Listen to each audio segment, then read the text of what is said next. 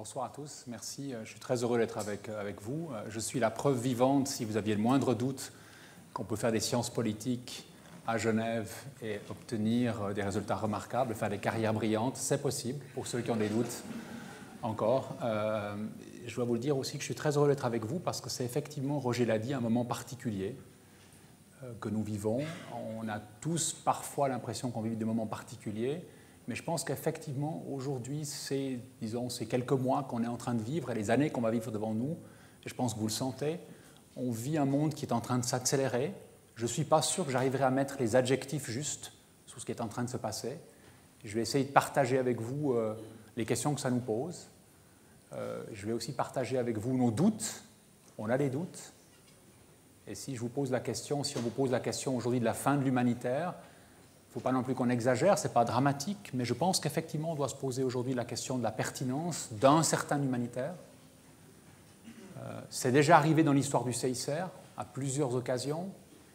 Après la Deuxième Guerre mondiale, je pense que le CICR s'est vraiment posé la question de la pertinence de son humanitaire. Après le Rwanda, par exemple, je pense qu'on s'est vraiment posé aussi la question de qu'est-ce qu'on peut faire en situation aussi dramatique que ça. Et c'est vrai qu'aujourd'hui, on est confronté à des questions très importantes et j'aimerais partager avec vous à la fois le sentiment très fort qu'il y a des choses à faire plus que jamais comme humanitaire, mais en même temps notre fragilité. Et puis, Roger, tu l'as dit, j'aimerais profiter de l'occasion, et c'est pas sans émotion aussi que je suis devant vous, j'aimerais juste dédier ce moment, cette conférence-là, à 4 de mes collègues. J'ai 3 collègues qui aujourd'hui encore sont aux mains d'un groupe armé qui s'appelle ISIS. Ils sont kidnappés depuis maintenant 367 jours. C'est long. C'est très dur. C'est dur pour les familles, c'est dur pour nous, c'est dur pour eux, évidemment. J'aimerais aussi dédier ce moment à la mémoire de Laurent Dupaquier, qui a été tué en Ukraine il y a 10 jours. C'est important, donc c'est un des moments importants et je suis heureux d'être là avec vous et de pouvoir partager ça. J'aimerais juste qu'on les garde, les 4, en pensée. Ils sont avec moi ce soir et j'aimerais bien partager ça avec vous. Alors, quand on parle d'action humanitaire, il y a vraiment beaucoup de perspectives et j'aimerais juste vous donner une perspective, c'est celle du CICR. Il y en a vraiment d'autres et j'aimerais bien partager ça avec vous. Et quand on parle du CICR, c'est ce que je vais vous proposer ce soir. C'est une perspective qui est liée évidemment à ma propre expérience. Prenez-la comme ce qu'elle est. C'est une perspective, il y en a d'autres. Et en fait, l'élément clé que j'aimerais partager avec vous, c'est quand on parle d'action humanitaire pour nous, il y a vraiment plusieurs éléments essentiels, mais il y en a 2 que j'aimerais que vous reteniez. Le premier, c'est que nous, on a l'ambition, et vous le savez, d'apporter de l'aide, de l'assistance classique. Vous entendez parler de ça, que ça peut être de la nourriture, ça peut être de l'assistance médicale, mais on a aussi l'ambition de chercher à protéger les gens. Et ce qu'on cherche, c'est cette combinaison des 2. C'est absolument indispensable. Et vous savez qu'on est aidé, en fait, par le fait qu'évidemment, il y a les conventions de Genève aujourd'hui qui sont des outils extraordinaires quand on cherche à protéger. On est aussi aidé par, finalement, notre capacité, notre histoire de pouvoir comprendre ce que les gens vivent et de chercher justement toujours à assister et protéger. Le deuxième élément qui est essentiel, c'est qu'on le fait depuis, je crois, le premier jour du CICR, en proximité avec les gens qui sont directement affectés. On ne sait pas faire autrement au CICR. On n'est pas très bon pour faire du partenariat, on n'est pas très à l'aise de le faire à travers d'autres. Ce que nous, on fait, c'est vraiment en proximité, là où ça se passe. Avec le plus et le moins par rapport à ça. Et c'est ces 2 éléments que j'aimerais discuter, parce que ces 2 éléments, aujourd'hui, sont très sérieusement menacés. Très sérieusement défiés par l'environnement dans lequel on se pose. Donc j'aimerais bien vous poser un tout petit peu les éléments par rapport à ça. Et le premier, il y aurait des milliers de facteurs. J'ai compris, vous m'avez dit que j'avais 4 heures, donc les 3 premières heures, j'aimerais me concentrer sur le Moyen-Orient. Ensuite, je vais passer un petit moment sur l'Afrique et je finirai avec le monde. Donc je sais qu'on a une demi-heure, 3/4 d'heure maximum, je prendrai vos questions ensuite après. Mais juste, il y aurait beaucoup de facteurs qui expliquent ça, mais rapidement, par rapport aux enjeux auxquels on est confronté. Le premier, et vous le vivez vous, que ce soit vous ici à l'université ou dans vos professions respectives, on vit un changement politique au niveau international qui est assez dramatique, on peut dire ça comme ça, dramatique au sens où ça se passe et c'est intense, c'est puissant, ça s'accélère, avec quelques conséquences, dont une qui nous concerne tous, c'est qu'il y a aujourd'hui peu, voire pas du tout, de convergence internationale pour gérer les grandes questions qui nous préoccupent. Pas de convergence internationale pour évidemment gérer les conflits. Ce n'est pas nouveau, mais ça s'accélère. Et les conflits sont au mieux contenus. Au mieux contenus. Et ça, c'est vraiment au mieux.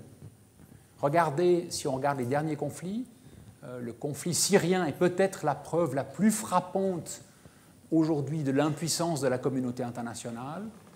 On avait une situation, avec le plus et le moins, mais on avait une situation où sans aucun doute un Conseil de sécurité fonctionnel, avec un accord de la communauté internationale, on aurait pu éviter non pas la guerre, mais sans doute le fait que cette guerre va se prolonger, qu'elle s'est déjà prolongée depuis 3 ans et qu'elle va durer encore 2 ou 3 ans sans aucun doute. On aurait pu éviter aussi, évidemment, qu'on ait un gouvernement qui s'en prenne à sa population avec cette dimension de violence, et on aurait pu éviter aussi, sans aucun doute, d'avoir des rebelles qui, aujourd'hui, se transforment dans des groupes armés les plus extrémistes.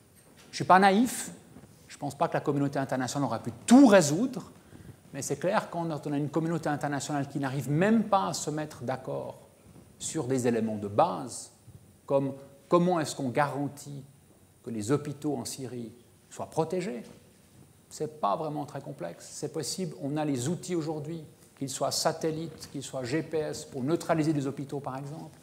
On pourrait absolument garantir que la communauté internationale, du côté des Russes comme du côté des Américains, du côté des Qataris comme du côté des Turcs par exemple, se mettent d'accord pour pouvoir travailler ça. Aujourd'hui, je vous le dis et j'espère que je me trompe, aujourd'hui ce n'est pas possible. Ce n'est pas possible aujourd'hui, pas seulement en Syrie, ce n'est pas possible aujourd'hui au Sahel, ce n'est pas possible en Afrique, ce n'est pas possible dès l'instant où on touche, et c'est le deuxième élément qui est très frappant, à la souveraineté des États. Je dois vous dire, comme ancien politologue, il y a 10 ans, je pensais franchement, et je me suis complètement trompé, que l'État comme structure politique allait quand même gentiment mais sûrement, non pas disparaître, mais s'affaiblir. Je constate 10 ans plus tard, et là on peut réfléchir pourquoi, est-ce que c'est lié en particulier aussi à ce qui s'est passé suite au 11 septembre, à la dynamique de ces 10 dernières années, je vois aujourd'hui qu'une des choses qui est posée en absolu aujourd'hui, c'est la souveraineté des États. Claire et nette, intouchable, absolument intouchable.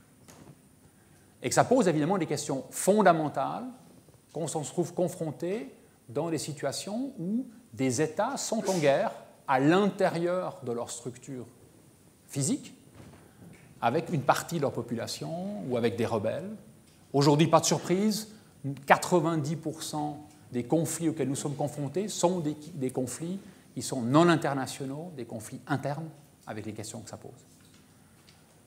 Et ça, évidemment, c'est complexe quand on imagine, parce qu'on n'est plus en situation aujourd'hui de pouvoir, au fond, discuter, poser. Vous vous rappelez le fameux débat qu'il y a eu sur R2P, pour ceux qui suivent ça, donc la responsabilité de protéger les populations civiles.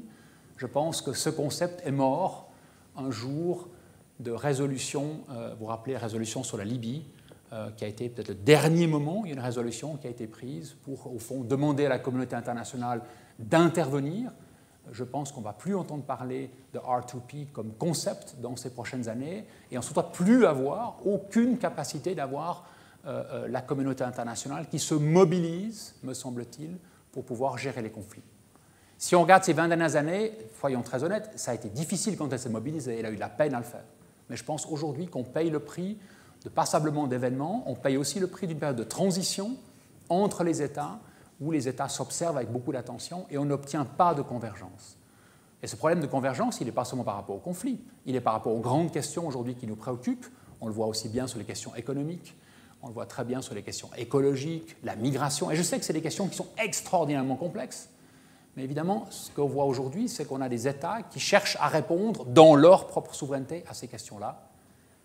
Il y a peut-être une exception à tout ça, c'est la lutte contre le terrorisme, qui mobilise une partie des États contre le terrorisme. Et même là, je ne suis pas sûr qu'il y ait vraiment convergence autour de ça. Donc c'est un facteur, ces changements de politique internationale, cette dynamique, cette transition dans laquelle on est, ont évidemment un impact majeur sur les conflits, sur les acteurs des conflits et sur nous, et c'est relativement clair autour de ça. Le deuxième élément auquel j'aimerais toucher, c'est une contradiction, un paradoxe, et je ne sais pas si je le formule justement, et peut-être c'est aussi à réfléchir avec vous, c'est qu'à la fois nous vivons, et on le sent très fortement, dans tous les conflits où nous sommes, dans un monde incroyablement globalisé, et en même temps incroyablement fragmenté. Et c'est particulier, c'est très paradoxal. Donc d'un côté, vous avez effectivement, quand vous êtes en Somalie aujourd'hui, quand vous travaillez et discutez avec des Somaliens qui sont en Somalie, en particulier les femmes somaliennes, elles sont tout à fait globalisées. Aujourd'hui, elles payent leurs factures dans des petits shops avec leur téléphone portable. Elles sont parfaitement connectées avec leur communauté somalienne, où qu'elle soit. Elles comparent aujourd'hui les services que nous donnons. Je vous raconte une anecdote qui nous est arrivée, qui m'a beaucoup frappé et qui était très révélateur. En Somalie, il y a eu, dans la région du Puntland, tout près de la Somalie, Somalie-Puntland, il y a eu 2 jours avant l'ouragan qui a frappé les Philippines, il y a eu 2 jours avant un ouragan qui a frappé la Somalie, cette partie de la Somalie. Le CICR travaille en Somalie depuis 30 ans, c'est un des pays les plus difficiles. C'est un pays qui est compliqué, on a de la peine à faire le travail qu'on doit faire, mais on est resté en Somalie. Nos équipes, avec nos collègues du Croissant Rouge, traversent une partie de la Somalie, ils mettent 4 jours pour arriver, ils arrivent près des communautés, et ils sont reçus assez froidement. Eux, ils ont quand même traversé 4 jours, ils ont pris des risques, ils sont là, ils ont l'impression de faire quelque chose de bien, et au fond, c'est une femme qui est la chef de la communauté qui les reçoit et qui leur dit « Vous êtes en retard ». En retard 4 jours pour traverser la Somalie. Vous êtes en retard, on a regardé on a comparé aux Philippines 24 heures.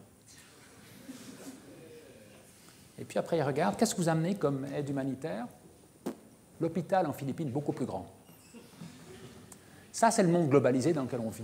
C'est-à-dire qu'à la fois, vous pouvez être en Somalie, aujourd'hui, vous êtes clair, dans tous les pays du monde aujourd'hui, ce n'est pas l'accès à Internet, c'est le téléphone mobile qui est le grand changement. C'est le 3G, c'est tout ça qui s'est passé, avec le contact, et les gens qui se comportent, au fond, comme, à juste titre d'ailleurs, comme des gens qui nous regardent comme amener du service. Et le jugement, il est est-ce que tu amènes un bon service ou un mauvais service, est-ce qu'on t'aime, et qui compare avec d'autres services qu'on amène ailleurs. Ça, c'est le monde globalisé dans lequel on est. Le monde globalisé dans lequel on est, c'est quand on discute aujourd'hui avec des leaders de ISIS, ce qui va les frapper par rapport au CICR, c'est pas ce qu'on fait en Irak, ni ce qu'on fait en Syrie, c'est ce qu'on fait au Yémen. Le Yémen les intéresse beaucoup. Et ils comparent et ils regardent. Et donc, vous êtes dans un monde extraordinairement globalisé où votre réputation, ou ce que vous faites ou pas, est gérée par, au fond, la globalisation. Puis en même temps, un monde incroyablement fragmenté, où quand vous discutez avec un commandant d'un gouvernement, qu'il soit le ministre de la Défense, ou avec un commandant d'un groupe armé, pour négocier un passage, très rarement, il peut vous garantir une chaîne de commandement qui fonctionne. Ça n'existe plus. C'est rare. C'est très rare. Les gouvernements sont fragmentés. Même les gouvernements sont fragmentés. Vous savez bien, ça se voit au niveau politique, je peux vous dire, ça se voit aussi sur le terrain. Quand mes collègues, par exemple, essayent d'aller de Damas à Alep, nous avons des gens en présence à Alep et à Damas. Quand ils vont, ça dépend des périodes. Mais les périodes les plus difficiles, entre Damas et Alep, c'est entre 30 à 50 barrages différents. Et la plupart des barrages ne sont pas occupés par des gens qui se sont parlé, qui se sont connectés. Ce qui veut donc dire, pour chacun des barrages, vous devez être capable de pouvoir expliquer qui vous êtes, qu'est-ce que ça veut dire. Quand vous êtes au Congo, par exemple, si vous regardez ces dernières années, une des choses qui était très frappante avec l'émergence de nouveaux groupes armés, c'est la fragmentation. Vous avez de nouveau des groupes armés, et vous passez du jour au lendemain de 10 à 15 groupes à 50 groupes armés qui sont en compétition, ne se parlent pas, et sur lesquels vous devez vous connecter, travailler, et qui, imaginez ce que veut dire pour les populations, en plus, évidemment, mettent les populations sous pression. Donc il y a cette fragmentation qui est très complexe. Et je dois dire aussi, ce qui m'a beaucoup frappé, nous a beaucoup frappé ces dernières années, c'est quand on voit ce qui s'est passé, et là je suis sûr que vous avez des avis divergents, mais ce qui s'est passé au Moyen-Orient, et ce qui se passe au Moyen-Orient actuellement, vous voyez quand même que ce qu'on peut appeler quand même une révolution, je pense qu'il faut le dire comme ça, ou en tout cas une forme de révolution, on voit quand même que cette révolution-là, qui évidemment se joue différemment et a des impacts différents d'un pays à l'autre, elle va continuer à l'être comme ça, on voit qu'elle est souvent démarrée sans leader. Il n'y a pas de leader, il n'y a pas de Nelson Mandela qui a dit il faut faire ça ou ça n'existe pas. Donc c'est aussi assez intéressant, on voit aussi une fragmentation, on voit que les gens, quelque part, amènent ça. Donc il y a des éléments autour d'un monde très globalisé et un monde très fragmenté qui rend évidemment pour des humanitaires comme nous la situation encore plus complexe qu'elle n'est d'habitude. Et puis le dernier point, j'aurais plein d'autres points encore à partager avec vous, c'est évidemment, et je le sens très fortement, y compris dans ce pays, je le sens très fortement en Europe en général, et je le sens dans le monde, c'est que la confiance entre nous est devenue une denrée rare. Pour ne pas dire qu'elle a disparu. Je ne veux pas paraître trop dramatique, mais je pense qu'on n'a pas du tout assez thématisé encore sur le fait que la confiance a disparu. Elle disparaît de plus en plus. Je le sens très fortement. On le sent particulièrement quand on est humanitaire, mais vous le sentez vous aussi, dans vos métiers, dans ce que vos enfants, dans ce que les gens autour de vous vous disent, dans leur capacité ou pas de faire confiance, de croire aux autres, aux institutions. Et je le vois profondément. Je vois ça vraiment profondément. Et moi, je viens plus d'un domaine où je suis la Croix-Rouge. Donc, quand nous nous promenons, imaginez, j'ai cette chance d'avoir cet emblème qui reste très puissant, qui est reconnu dans le monde entier, avec parfois des dynamiques un peu complexes, mais en général puissant. Et au fond, c'est intéressant comme message. Et je reçois ça du Nigeria jusqu'à Genève. C'est, au fond, pas parce que vous êtes la Croix-Rouge que vous faites bien. Prouvez-le-moi. Hein? On est dans un monde, il faut le prouver. Démontrez-moi que vous faites bien. Et je dis pas que c'est grave ou pas, c'est une réalité auquel on est confronté. Aujourd'hui, c'est difficile de générer de la confiance. C'est vrai. Et je le vois partout. Hein?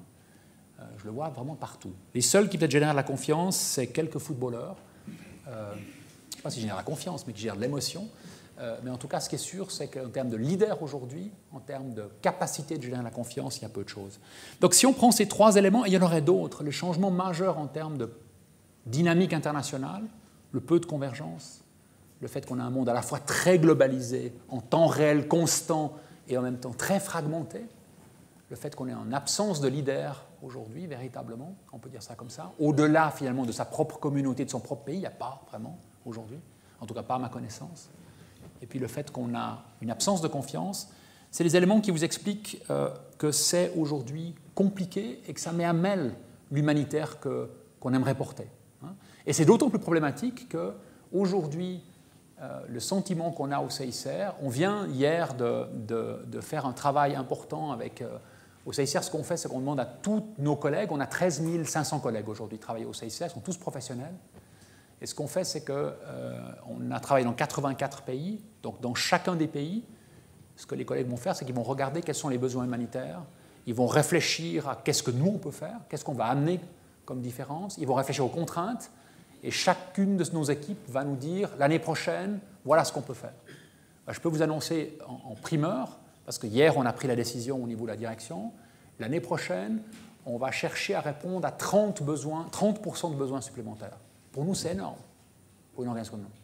Et j'aurais pu dire 100%. 30%, c'est parce qu'on a des contraintes qui sont liées aux ressources humaines, qui sont liées à nos propres capacités de faire la différence, aux accès. Et ça, c'est juste un indicateur, pas plus que ça, qu'aujourd'hui, il y a effectivement des besoins humanitaires qui sont importants et qui sont relativement peu couverts dans les situations où le CICR est présent. On parle beaucoup de compétition humanitaire. Elle existe surtout ici. Elle existe surtout en Europe, en Asie pour les donations, mais je peux vous dire au Mali aujourd'hui, au Nigeria, je peux vous dire au Sud-Soudan, en Syrie, en Irak, en Afghanistan, il n'y a pas de compétition. Il n'y a pas. Très peu de compétition. Très peu d'humanitaire aujourd'hui. Il y a de l'humanitaire local, qui fait souvent une différence énorme, mais qui est local. Un humanitaire national ou international qui est présent dans ces pays-là, il y a peu, très peu. Il y a une ou deux organisations, et je profite de l'occasion pour leur rendre hommage, qui souvent est là, c'est MSF, Médecins sans frontières, remarquable, prennent énormément de risques. Mais aujourd'hui, par exemple, les Nations Unies qui jouent un rôle extrêmement important, dans, par exemple, leur présence humanitaire dans les conflits, ils ont énormément de peine aujourd'hui à être présents, à voir vraiment leur capacité de faire une différence. Et ils sont importants. Ils vont être là, mais à travers, au fond, des partenaires qui eux-mêmes auront des partenaires, qui auront des partenaires. Les grandes NGO internationales sont peu présentes à l'intérieur des groupes. Et ce que vous avez en plus, c'est évidemment une crise économique. Donc vous avez peu de réponses par rapport à des besoins importants, dans des situations où le développement n'a pas toujours réussi à s'imposer, pour des raisons évidentes, des situations de conflit qui durent. Vous êtes au clair, je veux dire, regardez le Soudan, regardez le Sud-Soudan, regardez l'Afghanistan, par exemple, la Colombie. Alors, la Colombie, ça va un peu mieux maintenant, mais ça reste très complexe quand même, très fragile. Et si on voit évidemment la Syrie, je peux vous annoncer que la Syrie, l'Irak, la Libye, par exemple, c'est des années de pression. C'est vraiment des années. Et donc une capacité de pouvoir se situer dans la durée qui est absolument indispensable. Et c'est vrai qu'aujourd'hui, ce que je perçois moi, c'est que c'est difficile de savoir est-ce qu'il y a vraiment beaucoup plus de besoins, mais ce que je vois surtout, c'est que la différence entre les besoins et la réponse humanitaire, c'est ça qui s'élargit. C'est ça qui s'élargit. Il y a aujourd'hui, sans doute aujourd'hui, moins de capacité de répondre aux besoins humanitaires qui sont importants, aussi bien dans l'urgence d'ailleurs que les besoins chroniques classiques. Et je sens, et on le sent très fortement au quotidien. Donc évidemment, se sentir pas en position de répondre à ça est très frustrant et assez problématique. Donc quelles sont les questions que ça nous pose quand je prends l'évolution aujourd'hui du monde et les deux, trois questions, et qu'est-ce qui est vraiment un risque? Et quels sont les points sur lesquels mon organisation, le CICR, mais d'autres organisations, peut vraiment, au fond, aujourd'hui, ne pas arriver à faire la différence? Le premier, vraiment, le premier point, c'est l'accès aux personnes affectées. Ça paraît incroyable de dire ça, mais c'est vrai que de penser qu'aujourd'hui on veut amener de l'action humanitaire, nous, en particulier le CICR, mais on n'est pas les seuls, MSF fait la même chose d'ailleurs, et d'autres organisations, on le fait en cherchant à avoir accès aux populations, aux gens, aux communautés qui sont affectées par les guerres, par les grandes catastrophes. Et aujourd'hui, je dois vous le dire, ça devient plus compliqué, plus difficile. Et j'aimerais juste faire un lien avec ce que vous voyez aujourd'hui. Ce n'est pas seulement plus difficile pour nous, les humanitaires, c'est aussi beaucoup plus difficile pour les journalistes, par exemple. J'espère quand même vous constater aujourd'hui, et ça m'inquiète beaucoup dans un monde globalisé, si je fais une parenthèse, qu'aujourd'hui, ce qui se passe en Irak en particulier est totalement indispensable. Il faut comprendre, c'est complexe. Ce n'est pas juste les gentils et les méchants, les barbares et les civilisés, c'est beaucoup plus compliqué que ça. Or, aujourd'hui, en termes de communication sur ce qui se passe par rapport à ISIS, par exemple, toute l'information toutes les images qui sortent sur ISIS sont les images qui viennent d'ISIS eux-mêmes. Intéressant, hein? Il n'y a pas une image sur ISIS qui vient d'un journaliste indépendant. Je ne dis pas que c'est mal ou bien, mais c'est intéressant de réfléchir dans un monde aujourd'hui où un groupe armé, je dirais non étatique, est capable de produire sa propre imagerie, et là je ne parle pas seulement évidemment de ce qui se passe par rapport aux otages, et qu'aujourd'hui il n'y a simplement plus de journalistes indépendants qui peuvent aller dans des régions aussi compliquées que ça pour couvrir la complexité que représente ISIS, la réalité, bonne ou mauvaise, l'enjeu que c'est pour les sunnites de la région par exemple, ce que ça veut dire un groupe armé qui contrôle 8 millions de personnes, les questions que ça pose, et qu'on sorte un tout petit peu de la polarisation dans laquelle on est. Donc, ce n'est pas seulement les humanitaires qui ont peu accès ou pas accès, c'est aussi aujourd'hui, par exemple, vraiment, les journalistes, parmi d'autres, et ça me fait souci. Parce que vous, la plupart d'entre nous, si je nous regarde, je ne sais pas si vous êtes conscients, notre monde globalisé, mais notre monde se rétrécit. Pas seulement il s'aplatit, mais aujourd'hui il se rétrécit. La plupart d'entre nous ne pourrions pas mettre les pieds au Sahel sans se faire enlever en 24 heures. Le Sahel, il y a 10 ans, certains d'entre nous se baladaient au Sahel pour faire de la méditation, réfléchir, c'est un pays magnifique, c'est une région magnifique. Aujourd'hui, difficile. Le Moyen-Orient, je ne vais pas exagérer un tout petit peu, il y a moins des régions, mais aujourd'hui la Syrie, une bonne partie de la Syrie, le nord en particulier, une bonne partie d'Irak aujourd'hui, sont des régions qui sont off-limit pour beaucoup d'entre vous. Dans mon organisation, ça veut dire par exemple en Irak, j'ai dû retirer aujourd'hui 25% à peu près de mon personnel international, simplement parce qu'ils sont de nationalités de pays qui contribuent à l'action contre ISIS. Et ce n'est pas du tout une critique, c'est une réalité dans laquelle on doit vivre. Aujourd'hui, en Syrie, il y a 48 nationalités que vous ne pouvez pas utiliser, qui sont interdites de travailler en Syrie. Ça, c'est la réalité auquel on est confronté aujourd'hui. Donc, l'accès est compliqué, et vous devez être au clair, vous le savez mieux que moi, l'action humanitaire n'est pas quelque chose qui s'impose. Il y a eu des tentatives dans les années 80 d'imposer l'action humanitaire. Elle ne s'impose pas. Elle se négocie. Elle se négocie, elle doit se négocier. C'est ça toujours notre position au CICR, mais c'est compliqué. Et pour nous, on continue à rechercher évidemment le fait de pouvoir avoir un accès direct. L'accès à travers des partenaires, il est important, mais ce n'est pas suffisant. Il faut un accès direct. On est convaincu de ça. Et le deuxième enjeu, ce qui est mis à mal, c'est évidemment la proximité. Et j'aimerais vraiment insister là-dessus. Pour moi, c'est absolument clair. On est profondément convaincu que d'être en proximité avec les communautés, les gens qui ont des enjeux humanitaires, qui ont des problèmes, qui sont affectés, est indispensable pour plusieurs raisons. Un, pour comprendre leurs besoins. Et je reviens à l'exemple sur la Somalie. Je dois vous dire une chose. Aujourd'hui, si vous ne comprenez pas les besoins des communautés, des gens affectés, vous avez très vite un souci. Un souci simple, les gens ne vont simplement pas accepter votre aide. Ils vont vous défier à juste titre. La pertinence de vos services est absolument indispensable. Aujourd'hui, c'est fondamental. Et quand vous restez avec des populations, restez auprès d'eux, cherchez à les revoir, une des choses que vous faites, vous êtes obligé d'adapter vos services. Vous n'avez pas le choix. Vous ne pouvez pas amener 3 fois de suite quelque chose qui ne leur correspond pas, je peux vous dire. Hein. Donc assez vite, vous adaptez. Donc l'idée d'un monde où on peut balancer de l'aide humanitaire, bon, ça je pense c'est au clair, ce monde-là, c'est fini. Et heureusement d'ailleurs, c'est une bonne nouvelle. Les gens comparent, savent qu'ils veulent. Mais ça veut dire que quand vous restez, vous avez besoin d'adapter vos services. Absolument. Vous avez besoin de contextualiser votre réponse. Ça vous impose vraiment comme organisation des changements assez radicaux. Et si je garde juste le CICR, mais juste le CICR, j'ai aujourd'hui au CICR des services, il y a encore 10 ans, je n'aurais jamais pensé qu'on avait au CICR, qui sont développés simplement parce que être proche des gens nous a obligés de trouver des réponses, sinon on n'était pas pertinent, on était out. Hein? Aujourd'hui, j'ai des équipes, par exemple. Aujourd'hui, le CICR est sans doute l'organisation la plus pointue sur la gestion des cadavres et des restes humains. Ça vous paraît pas très, je suis d'accord, ça ne paraît pas extrêmement important, mais quand vous êtes près des gens, quand vous vivez avec les gens, vous vous rendez compte qu'au fond, les disparus, où ils sont, les nouvelles qu'on a, ça, on a beaucoup appris. On a appris en ex-Yougoslavie, on a mis du temps à comprendre. Mais après, on a compris aussi que la gestion des cadavres était totalement importante, y compris dans les catastrophes naturelles. Haïti, c'est 200 000 cadavres en quoi? En quelques heures? Qu'est-ce qu'un gouvernement fait avec ça? Il les enterre tous rapidement dans les fosses communes pour éviter le choléra. Vous imaginez ce que ça veut dire en termes de disparition? En termes d'enjeux pour les communautés? Imaginez pour les familles. Mais il est où mon frère? Il est où ma mère? Qu'est-ce qui s'est passé? Qui est mort? Comment? Imaginez aujourd'hui Ebola, ce qui se passe. Imaginez si vous aviez quelqu'un qui avait un Ebola. Aujourd'hui, si vous trouvez un hôpital, vous amenez quelqu'un à l'hôpital.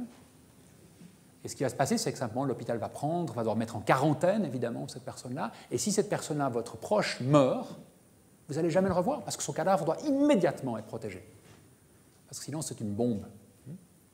Imaginez ce que ça veut dire socialement.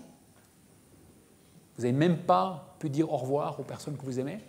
Donc la gestion des cadavres, la gestion des restes humains, la gestion des humains qui meurent, en fait, est devenue un élément totalement central du CICR. Il y a encore 10 ans, c'était nulle part. On n'avait aucun spécialiste. On a dû apprendre avec les gens. Toute la dimension aussi psychologique de l'aide humanitaire, elle a aussi énormément changé. Il y a quelques années, on était dans une stratégie finalement assez physique. Qu'est-ce qu'on sait faire? On sait réparer les gens, on connaît ça. Et en fait, on a dû apprendre, surtout avec tout le travail dans les prisons, mais aussi toutes les questions qui sont posées par rapport aux violences sexuelles, par exemple. On a vraiment dû apprendre à écouter les gens différemment et à leur proposer des réponses qui sont aussi des réponses psychologiques. Donc la proximité, pour une organisation comme le CICR, c'est totalement vital. C'est indispensable pour comprendre les besoins, comprendre l'évolution, chercher la pertinence. Le deuxième élément, évidemment, qui est indispensable pour une organisation comme la nôtre, c'est notre légitimité. Et dans un monde où les gens ne font plus confiance, je peux vous dire, ce n'est pas parce que vous venez de Genève, vous êtes au clair, hein, donc on est le seul, sur notre badge, c'est marqué CICR Genève, hein, mais ce n'est pas parce qu'on vient de Genève, même si Genève est très appréciée, qu'on impressionne qui que ce soit aujourd'hui en Irak ou au Soudan. Ce n'est pas parce qu'on est la Croix-Rouge non plus que les gens vont être très impressionnés. Ils se rappellent de nous, ils ont évidemment de l'expérience, mais ce n'est pas non plus parce qu'on a contribué au droit international humanitaire, non. C'est parce qu'on est là où ça se passe. C'est parce que là, on peut témoigner. Quand on témoigne, on comprend.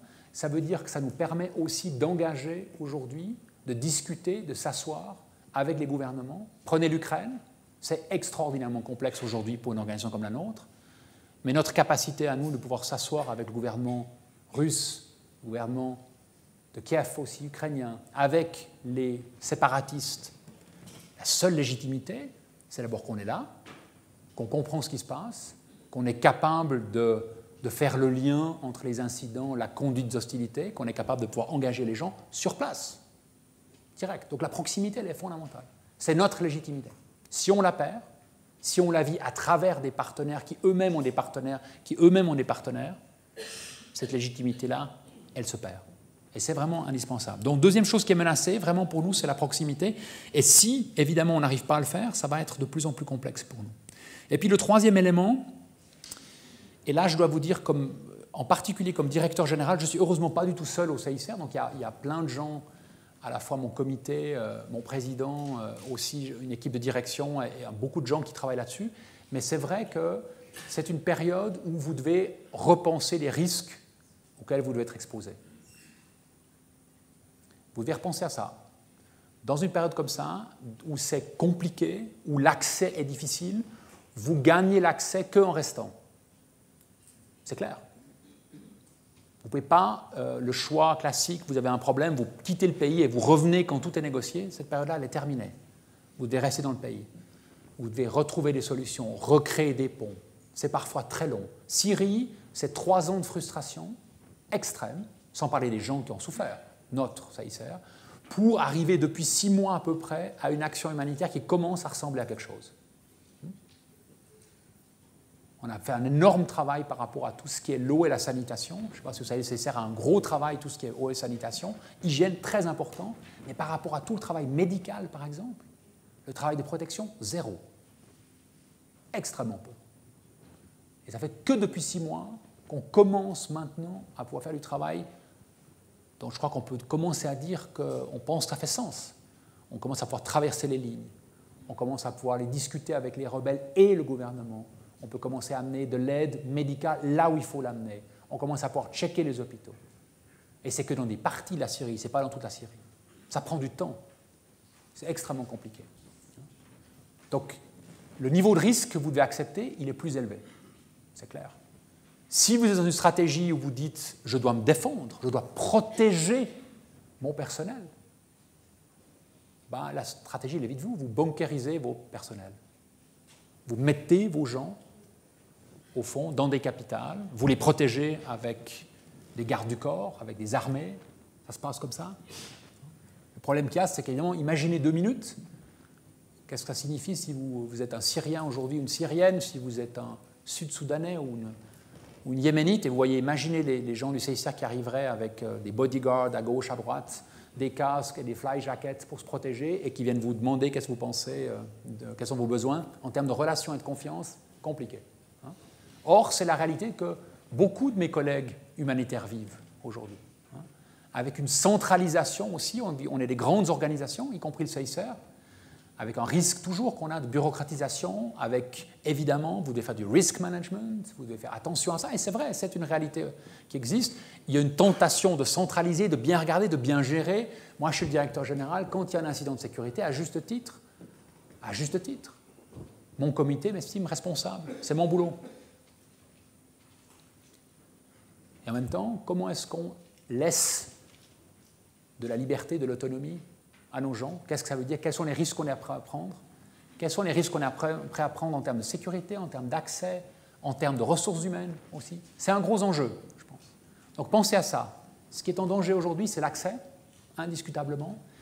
Et je dois vous dire, sur l'accès, c'est aussi la façon dont les humanitaires eux-mêmes, il faut des fois aussi qu'on soit critique par rapport à nous, on a parlé de l'accès. Je pense que franchement, si vous demandez à vous qui a accès en Syrie ou qui a accès en Irak, je ne suis pas sûr que vous seriez capable de le dire, alors tant mieux, mais à la limite vous auriez l'impression qu'à peu près tout le monde ne fait pas très bien, mais quand même en gros tout le monde est à peu près en Syrie, parce que tout le monde va dire non, on a accès, et au fait quelque part ce qu'ils vont dire n'est pas faux, simplement vous devez leur poser la question toujours, vous avez accès directement ou à travers des partenaires. Et je ne dis pas que c'est bien ou mal, mais ce n'est pas la même chose. Ce n'est pas la même qualité. C'est vraiment pas la même qualité. Donc, où est-ce que ça nous amène, tout ça? J'aimerais pas être trop négatif non plus, parce qu'en même temps, je vais aller vous dire, j'ai vraiment l'impression que si on regarde où on peut aller, c'est les défis sont très grands. Il y a un vrai risque, c'est vrai.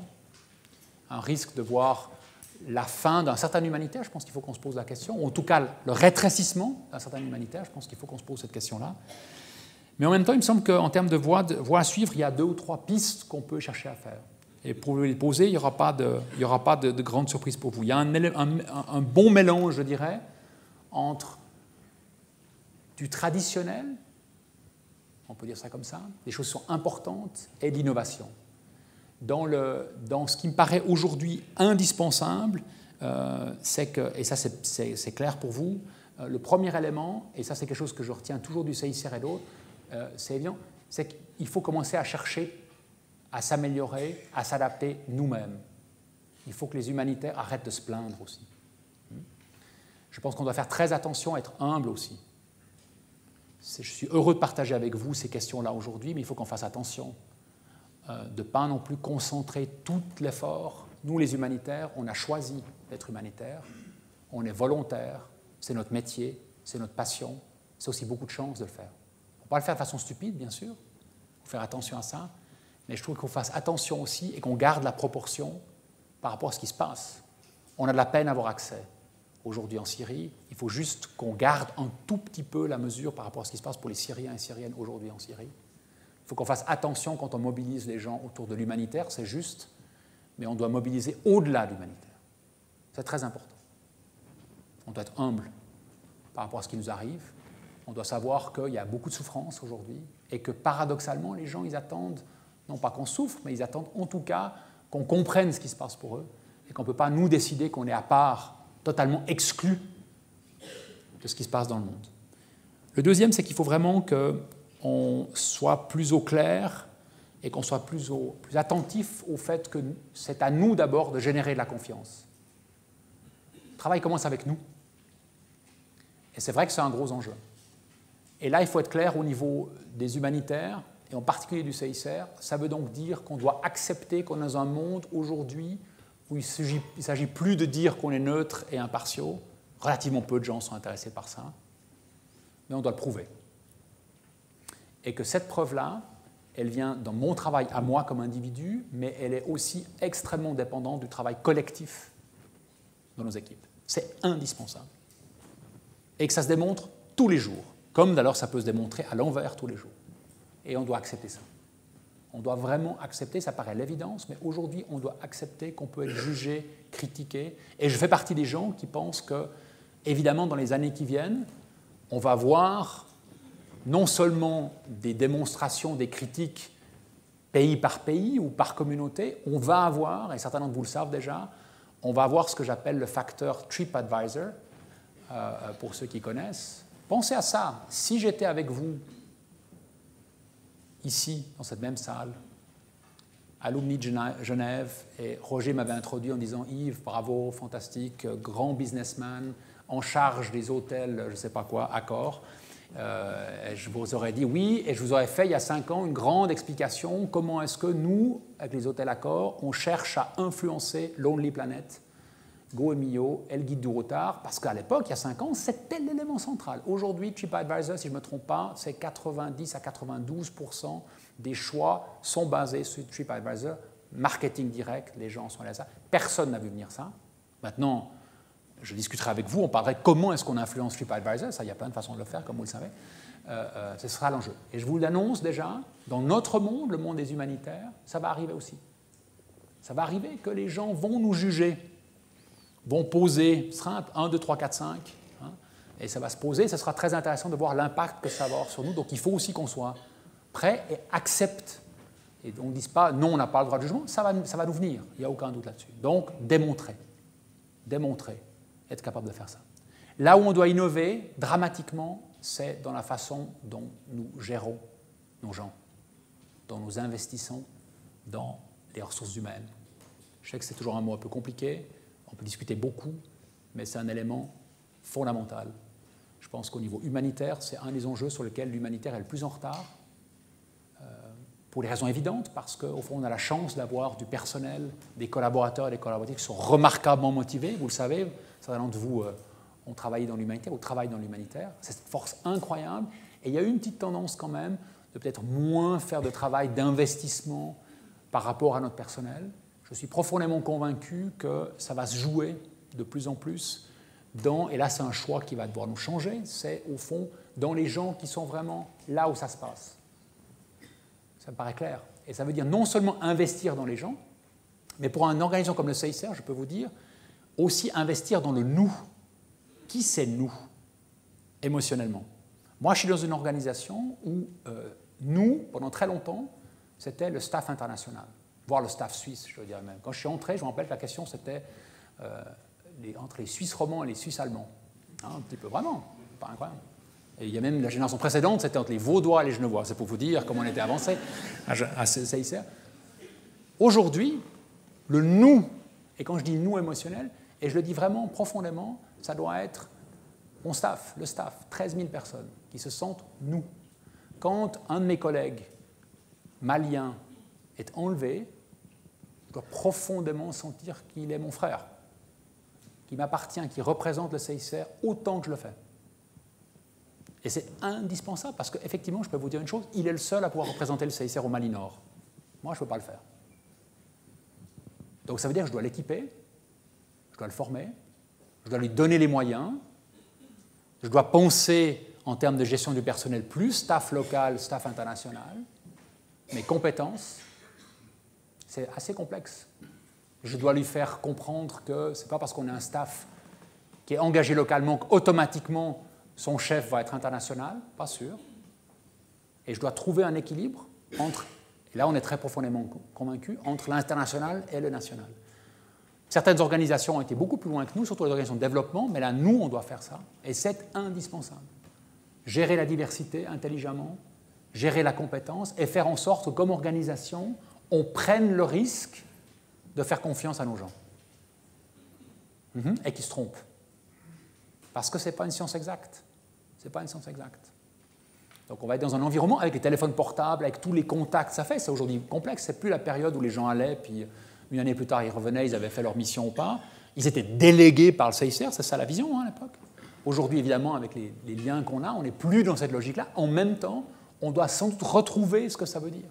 Ça veut dire qu'effectivement, les collègues qui aujourd'hui vont gérer la relation avec les tribus sunnites qui nous permettront de se contacter avec l'ISIS, ça se passe à Fallujah, maintenant, et c'est eux qui doivent pouvoir dire « j'entre aujourd'hui ou pas ». J'amène un staff international ou pas. Vous imaginez la confiance qu'on fait?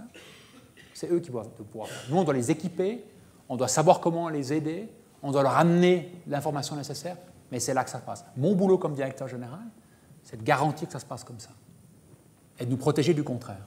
Donc, investir profondément dans nos équipes et accepter aussi qu'ils se trompent. C'est un enjeu important. Et puis, le dernier point, je m'arrêterai là. J'aimerais...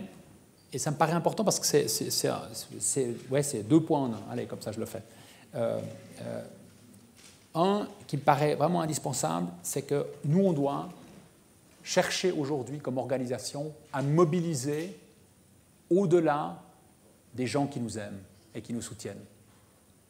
Ça paraît l'évidence, mais une des choses sur lesquelles on bute actuellement encore le CICR, on n'est pas les seuls, c'est notre capacité à faire en sorte que viennent à notre table, et pas seulement nous qui allons à leur table, mais viennent à notre table, des pays comme la Chine, comme l'Iran, comme l'Indonésie, comme la Russie.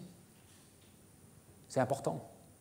C'est important qu'ils se sentent propriétaires de l'action du CICR. Pas du CICR, mais de l'action du CICR.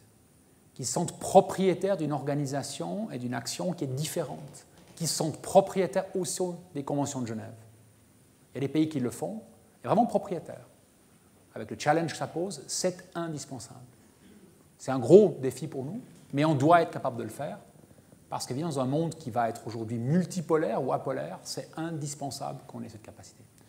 Et mon dernier point, cette fois-ci c'est vraiment mon dernier point, c'était de vous dire que je pense qu'il y a une ambition qu'on a, quels que soient les setbacks, comme on dit joliment en anglais, quels que soient au fond les enjeux qu'on va vivre, quels que soient les problèmes qu'on va vivre, je pense qu'on doit maintenir, et avec votre aide, c'est clair aussi, on doit maintenir dans une période où il y aura des régions qui vont être plus difficiles d'accès, plus complexes, pas seulement pour nous, pour les journalistes, pour la communauté internationale, pour nous tous, on doit maintenir le contact humain.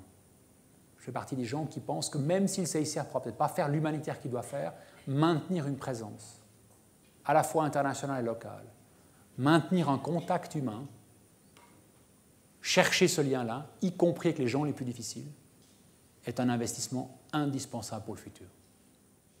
Merci.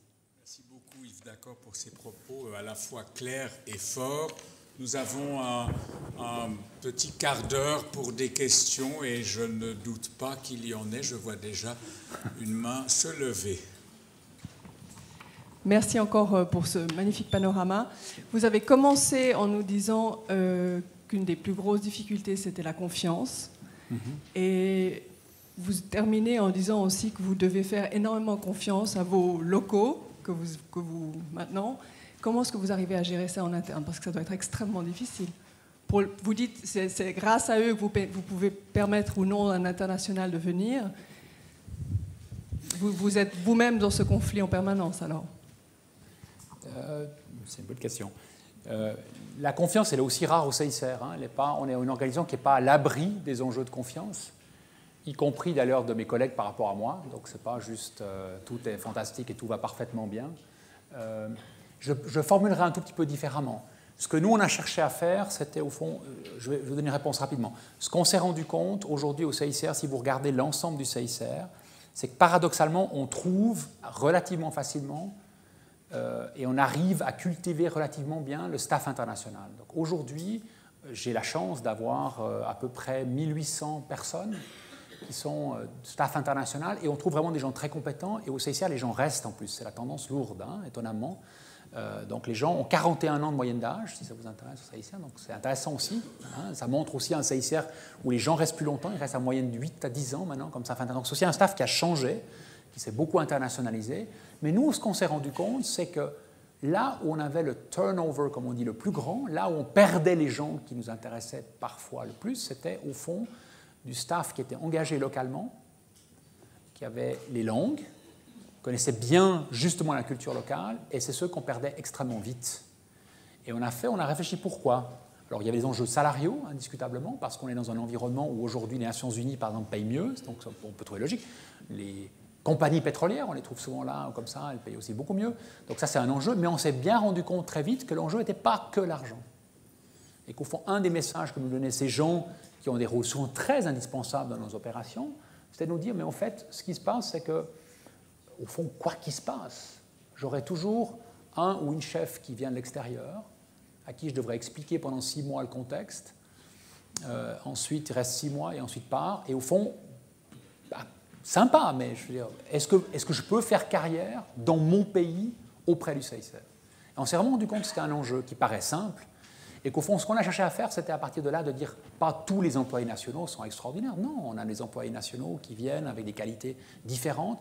Mais on a vraiment cherché à casser ce plafond de verre, si vous voulez, et de dire oui, il y a des situations où effectivement on veut qu'aujourd'hui en Afghanistan, par exemple, il y ait un certain nombre d'employés résidents qui ont des responsabilités plus grandes que ce qu'ils avaient précédemment. Vous pouvez faire carrière dans cette organisation en restant dans votre pays. On veut ça. Vous pouvez aussi vous expatrier, on peut faire ce choix-là.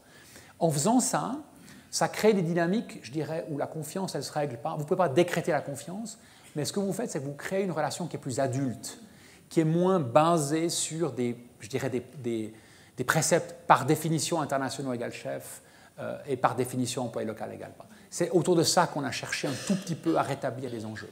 Et puis l'enjeu de la confiance, il n'est pas que par rapport aux employés nationaux. Il est aussi par rapport, en général, aux équipes, hein, aux équipes internationales aussi. On a des équipes internationales qui ont aussi beaucoup changé. Donc, c'est d'être au clair sur qu'est-ce qu'on attend d'eux ou d'elles, ces équipes, mais de leur laisser un espace suffisamment grand. Donc, c'est d'être plus explicite sur nos attentes, sans doute, mais une fois qu'on les a posées, de les laisser plus libres sur le comment. Parce que le comment, je ne crois pas que ça peut se dicter toujours depuis Genève. Je ne suis pas sûr autour de ça. Une question d'influence, de pédagogie ou de lobby peut-être, une question sur le droit humanitaire. Ouais. Donc c'est plus large, mais ça peut être aussi plus personnel. La base du droit humanitaire, c'est de ne pas toucher les populations civiles. On est d'accord? Enfin, une des bases en tout cas, c'est de ne pas, dans un conflit armé, de ne pas toucher les populations civiles. Aujourd'hui, la plupart des conflits que vous avez cités ce sont des populations civiles qui se font massacrer. Alors moi, j'ai quand même une petite question qui est valable pour chacun d'entre nous, et vous avez commencé votre intervention avec cela, sur l'impact aujourd'hui des organisations internationales, qui sont quand même pas très très loin. Est-ce que, en fait, c'est pas un échec, 150 ans après la naissance, d'une certaine manière, bon, de la Croix-Rouge évidemment, mais aussi du droit humanitaire, on se rend compte que rien n'a changé et qu'on est confronté à une situation où ça augmente, c'est-à-dire que les civils sont de plus en plus la cible, je ne parle pas du terrorisme, hein, la cible dans les conflits armés. Est-ce qu'en fait, ce n'est pas un échec tout simplement de 150 ans d'activité qui n'ont pas eu d'influence au niveau international, où vous n'avez pas eu d'impact politique? Bon, je me fais l'avocat du diable, hein, je suis d'accord. J'ai juste... je vais vous répondre avec 2 points. Le premier point, je vais quand même juste changer un truc. N'oubliez jamais, ça me paraît important, que le droit humanitaire n'est pas que orienté par rapport aux civils. Hein? L'idée de base, elle reste claire, c'est qu'une personne qui combat et qui est plus en position de combattre, qui est hors de combat, au fond, on doit le protéger. Je dis juste ça parce qu'aujourd'hui, on a tendance à parler que des civils, et c'est juste. Moi, une des choses qui m'inquiète, je reprends l'Irak, c'est ce qui se passe avec les prisonniers de guerre. Moi, je suis totalement déstabilisé de ce qui se passe aujourd'hui par rapport aux prisonniers de guerre, que ce soit en Irak ou en Ukraine, si on voit récemment. N'oubliez pas ce que ça veut dire en termes de dynamique, et le droit international humanitaire, il est aussi là pour protéger, dans les conflits, au fond, les soldats. Ne sous-estimez pas cette dimension-là qu'on oublie, c'est un élément essentiel. Bien sûr, il y a un élément protection de la population civile qui est essentiel. Ce n'est pas non plus de ne pas toucher la protection civile, malheureusement, la population civile, c'est de prendre les mesures, je dois être pragmatique, les mesures nécessaires pour pouvoir vraiment faire le nécessaire pour que justement les gens ne soient pas tués quand ça arrive. Maintenant, est-ce que c'est un échec? Et l'échec de qui? Et puis après, on peut poser des exemples. Est-ce qu'on a plus de morts aujourd'hui? C'est plus compliqué. Qu'est-ce que ça veut dire? Moi, j'aurais tendance à vous dire non, ce n'est pas un échec, parce que je pense qu'il faut vraiment qu'on se situe dans la durée. Moi, j'ai vraiment l'impression que si vous regardez historiquement, malheureusement, les conflits armés faisaient encore beaucoup plus de morts il y a 300 ans. Ce n'est pas une bonne nouvelle, hein, mais je vous annonce juste quand même que c'était terrible. J'ai quand même l'impression qu'aujourd'hui, l'opinion publique, vous, les gens, les citoyens, c'est très intéressant, même en Chine, même en Russie, des fois on dit ça, les gens aujourd'hui sont très sensibles à la violence. Je pense qu'ils acceptent moins de choses qui s'est passées aujourd'hui. Je pense que paradoxalement, les gens sont au clair sur les limites du droit humanitaire, mais aussi de ce que le droit humanitaire amène. Donc j'aurais tendance à vous dire, heureusement que le droit humanitaire existe. Heureusement qu'il y a des règles de base. Heureusement qu'il y a un langage commun, parce que le droit humanitaire, ce qui permet, c'est un langage commun entre les parties au conflit. Ça existe. Là où vous avez entièrement raison, par contre, c'est qu'aujourd'hui, on vit une période où le droit humanitaire est peu utilisé par les États. Il est peu utilisé même comme un outil politique. Il y a peu de volonté. Je trouve personnellement, ça c'est un avis personnel, qu'il y a des choses magnifiques qui ont été faites avec la Cour internationale de justice, par exemple, avec la CPI. Mais je trouve aujourd'hui que la justice internationale, elle met énormément de temps à décoller. C'est incroyable. Et qu'elle reste aujourd'hui, quand même, globalement, une justice, en tout cas quand on est en Afrique, vue comme assez partiale, à double standard. Et je ne veux pas les critiquer, les gens qui disent ça. C'est juste. Là, il y a un énorme effort à faire par rapport à la mise en œuvre. Donc les règles du droit sont simples, elles sont claires. Elles ne posent pas de problème, à mon avis, elles sont extrêmement pertinentes. Il y a des enjeux, évidemment, qui vont se poser avec la question, par exemple, des guerres Internet ou des cyber wars. Il y a plein de choses qui se posent. Mais globalement, aujourd'hui, on peut dire, non, elles sont très intéressantes. La question, pour moi, c'est effectivement la mise en œuvre, c'est la sanction. Vous êtes mieux placé que moi. Le droit, le meilleur qui puisse, s'il n'y a pas de sanction, il est relativement peu intéressé. Et c'est ça l'enjeu. Donc, effectivement, aujourd'hui, le fait qu'il y a peu de convergence internationale, voire pas de convergence internationale, ne permet pas un travail de sanction qui doit pouvoir faire. Par contre, moi je suis un optimiste, pas bêtement, je pense quand même que justement, à cause de ce qu'on vit avec les plus et les moins, moi je pense par exemple la Syrie, ça c'est mon opinion et j'espère que là-dessus j'ai raison, je reste convaincu que ce qui se passe en Syrie aujourd'hui, ce qui s'est passé en Syrie et peut-être en Irak, risque de changer dans 5 ou 10 ans des éléments importants du Conseil de sécurité. Je pense par exemple que le droit de veto, dans 10 ans, ne sera plus un droit absolu. Je pense que la proposition que les Français font d'ailleurs, il faudra voir qu'est-ce que ça veut dire, d'avoir un droit de veto qui n'est plus absolu, c'est quelque chose qui va arriver. Je ne crois pas que le droit de veto va tenir, va supporter, va résister à la pression de l'opinion publique. par exemple. Je pense vraiment. J'espère que j'ai raison. Si c'est vrai, c'est des avancées qui permettront à moyen terme, quand même, on va y arriver, une justice nationale et une justice internationale qui va beaucoup mieux intégrer les questions de droit international humanitaire. Il n'y a pas de doute, il n'y aura pas d'autre choix à moyen terme. Cela dit, on traverse maintenant une période qui va être, vous avez raison, très compliquée. Donc j'aurais tendance à dire, aujourd'hui, c'est peut-être effectivement un douloureux échec actuellement de la communauté internationale. Ce n'est pas l'échec, pas que je veux refuser ça. Notre échec à nous, c'est d'être pas capable de créer plus de dynamique positive au niveau de la communauté internationale, sans aucun doute. Ouais. Et là, on doit encore se poser la question, nous, est-ce qu'on peut faire mieux, différemment? On fait un gros travail, par exemple, de mobilisation aujourd'hui autour des questions de respect de la mission médicale. Je vous le disais avant, faisons attention comme humanitaires de ne pas s'intéresser que à nous. Aujourd'hui, le souci principal que j'ai en Syrie, en Irak, mais aussi au Sud-Soudan, en Centrafrique, c'est que les gouvernements, les groupes armés, la première chose qu'ils font, pas la dernière, c'est de cibler les hôpitaux, c'est de mettre la pression sur les docteurs, c'est de mettre la pression sur le personnel médical, parce qu'ils savent que c'est la meilleure façon de mettre la pression sur la population. Et ça, c'est notre boulot, effectivement, de mobiliser au-delà du CICR pour faire en sorte qu'au moins ça se passe. À voir, ce n'est pas une réponse parfaite, hein, mais s'il vous plaît, ne décidez pas, n'abandonnez pas, disons, ce serait mon point. Il faut qu'on se batte encore, il y a beaucoup de travail à faire. Oui, dernière question.